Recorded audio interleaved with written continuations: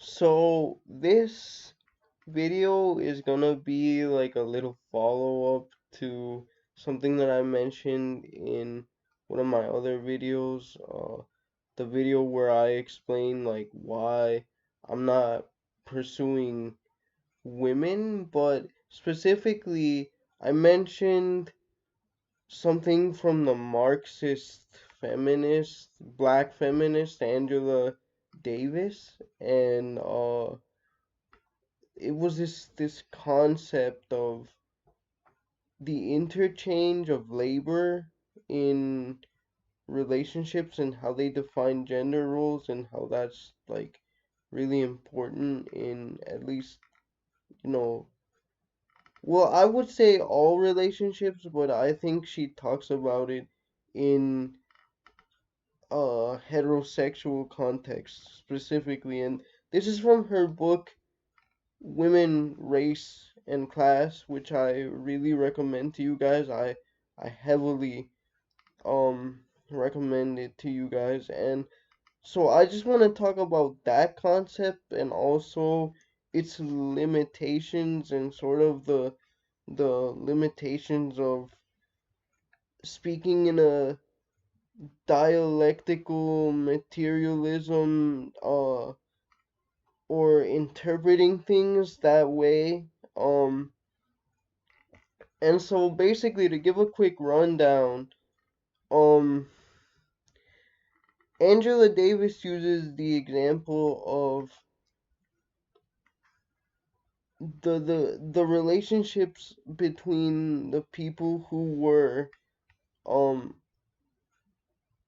under so the subjugation of another group of people from 1860 to, I mean, 1619 to 1865 in what is now this country. And this country,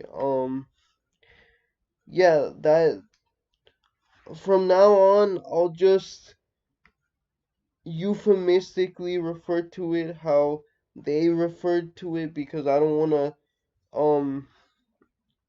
upset the monetization or shadow ban gods, as I like to call them. But yeah, so she bases it on the relationships of people within this peculiar institution, and she basically explores how gender roles in their relationships were more equal actually than your typical, like, yeah, patriarchal gender roles. And because she says like the the pressures of that institution, the peculiar institution, were such that were so heavy that, sometimes, for example, the husband would have to look after the children and help in some way to nurse them, and do what would typically be, especially in that area or in that era, sorry, feminine things. And sometimes the woman would have to go out into the wild and hunt basically and bring back food for the family, because obviously, you know, the people in control of these other people, they didn't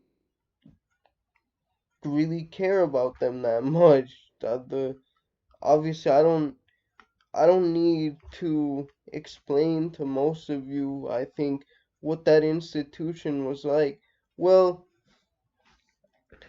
anyway, there's a interesting sort of seed in this that I think is really applicable to disability, in that, yeah, that's one of the main problems with interable relationships, and um which is the interchange of labor. So like, for example, if say one of my other friends in a chair is in a relationship, and he's uh he's his partner is able-bodied, and say he can't drive, but yet one day um their their son or their daughter or their child has something at school, and the mother can't make it. Well, usually in an able-bodied relationship, you would be just like, hey, Tom or whatever, would you mind um picking up Sally um from from soccer practice or whatever? And but like, obviously, if one of them is disabled, um that can't happen. The interchange between duties, between labors, can happen. And so I think that's something really insightful, not only for gender roles in general, but how they could be applied to disability. And I haven't heard many people talk about it in that way. And so I think um it may be a kind of important contribution to feminist discourse in this area. And yeah, I really feel strongly about it. I feel like this this concept that Angela Davis sort of fleshed out is extremely original and extremely important. Now, um, it does have its limitations, and of course, we can forgive um Ms. Davis or Dr. Davis because um obviously she wrote this book like 40 years ago. A lot has happened since then, but a strictly Marxist, a strictly dialectical materialist interpretation leaves out something very important, which um is also a labor, and that's emotional labor.